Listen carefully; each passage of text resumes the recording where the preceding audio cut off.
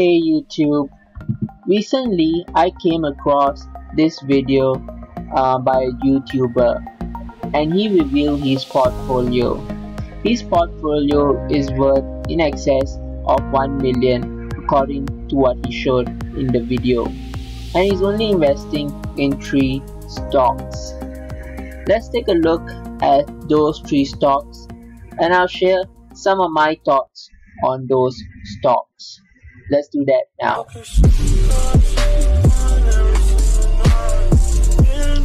So this YouTuber shared a screenshot of his TD Ameritrade account. It has about 1.1 million plus, and you can see the stocks he owns here, which are Tesla, Square, Illumina, and some other stocks like McDonald's and Shake Shack, which are not very significant in the overall scheme of things.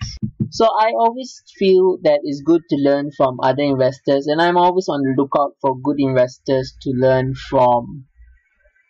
And I especially like learning and looking at videos where a YouTuber or investor will share his portfolio, especially if it's a significantly sized portfolio.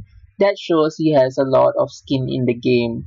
So I appreciate this disclosure by this YouTuber, Chicken Genius Singapore. It is interesting that he only has 3 stocks. I don't think that's necessarily a risky thing to do. Even in my Project 1 million portfolio, I think the top 3 stocks in my portfolio, which are Amazon, Google, and Facebook, account for almost half of the portfolio. If you have a lot of conviction in the stocks you own, it's perfectly fine to own 3 stocks. In fact, Charlie Munger has said something similar. He said he only owns 3 stocks: Berkshire Hathaway, Costco, and the money he invests in Lilu's fund. Of course, that's a bit of an exaggeration because Berkshire Hathaway is not just one stock. It has many businesses under it, and of course many public stock holdings as well. And I suppose the case is the same for Lilu's fund. His fund probably owns many stocks as well. But the general point is sound.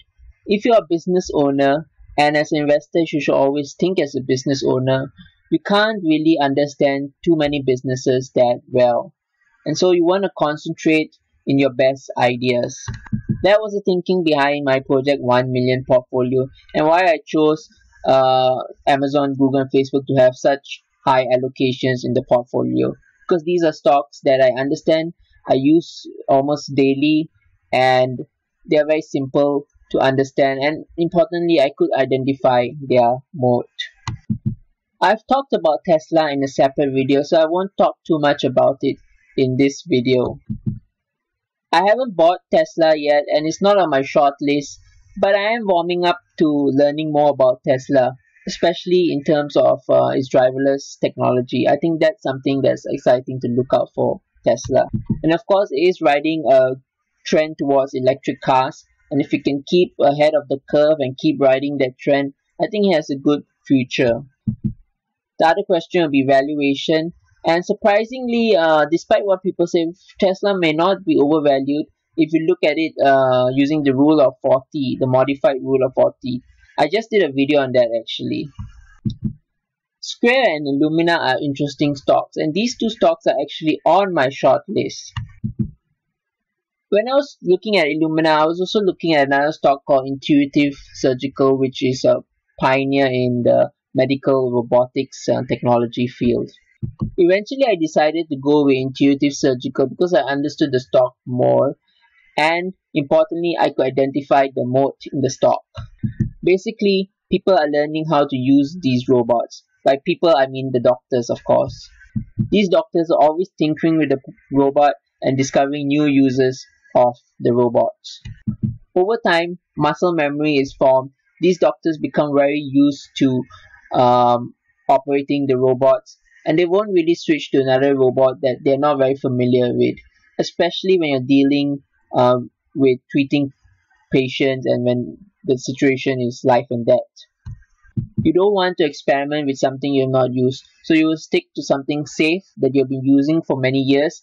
In fact, Intuitive Surgical has a track record of over 20 years in this field, and so it has a very distinguished record in terms of being used by a lot of medical professionals who have constantly improved on it. It's somewhat similar to using a piece of software. For example, Adobe Photoshop or video editing software. Once you've used it, you've learned how to use it, you will stick to it. You don't want to really learn something new. That's one reason why so many people still use Microsoft Word and pay for Microsoft Word, even though Google Docs can be free. People want to stick to something that they're familiar with. So I haven't really seen that kind of mode in Illumina yet, but I don't understand it as well, I have to admit. So overall, Tesla is about 80% of the portfolio, Square is about 10% of the portfolio, and Illumina is about 10% of the portfolio. I'm still researching Illumina and I'm trying to understand it. I know that it has very powerful machines right now that can produce the best result in terms of genome sequencing, and it probably has access to a lot of data that makes those machines so powerful and the leader really in this field at the moment. But I still don't understand why it will be the leader in 10 years time. Can't the competitors get access to the same data, or can competitors come up with new features or new technology that can make their machines better at reading the genome? I do not know. So let's see if I come up with something more intelligent to say about Illumina. I'll do a video on it. Square is a much easier stock to understand, and I've been following Square for some time.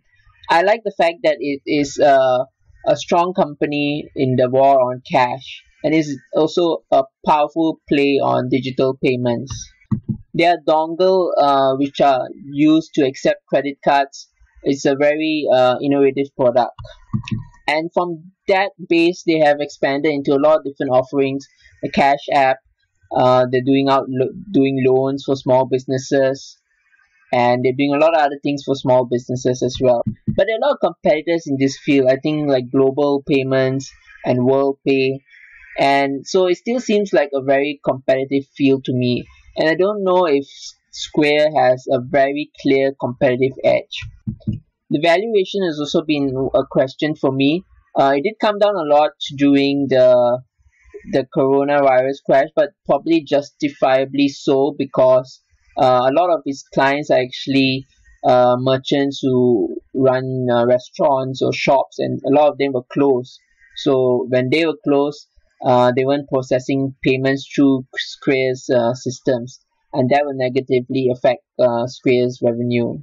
And even now, I guess things will open up slowly, but again, I don't want to be invested in something that has a lot of downside to it potentially, especially if a second wave happens and the lockdown continues or is reinstated. And I do have a lot of other investments in the war on cash. Visa and MasterCard are primarily my investments, and also I've opened a position in PayPal, and I think PayPal is a strong substitute for Square. PayPal is more digital, and I feel it has a more global reach and appeal at the moment. So I'm going to keep an eye out on all these stocks, and also on this YouTuber. I think it's very bold and transparent of him to review his portfolio. That's what I do on my channel every month as well, when I talk about my Project 1 Million, and also about the eToro portfolio I have available for investors to invest in. Ultimately, the more I know about as many stocks as possible, the better it'll be for me and for the investors in the eToro portfolio. But I do understand my limitations. I won't be able to understand 100 stocks as well as I can understand 10 stocks. So I always try to focus and my bets on the better ideas that I understand and where I can identify a clear moat. If you like this video, please give it a thumbs up. I definitely appreciate your support. Thank you, and we'll see you in the next video.